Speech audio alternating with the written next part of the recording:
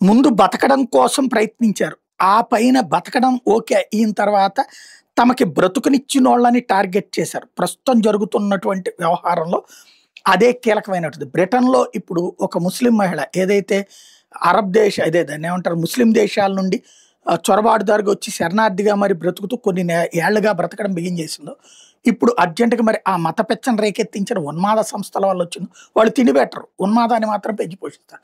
ఆ ఉన్మాదంతో నుంచి వచ్చినటువంటిదో బురకా వేసుకొని మరి తను ఒక స్టేట్మెంట్ ఇచ్చింది.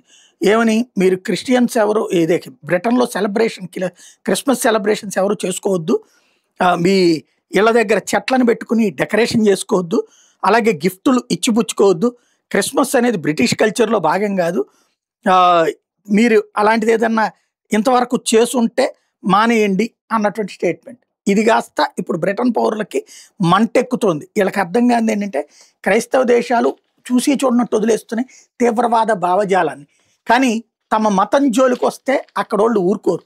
వాళ్ళు ప్రపంచంలో ఉన్న అందరిని మార్చాలనుకునే రకాలు. అట్లాంటోళ్ళు ఇట్లాంటి వాటిని సహిస్తారా? నిదానంగా రివర్స్ అవుతుంది. ఆలోచించుకోవాల్సి ఉంది.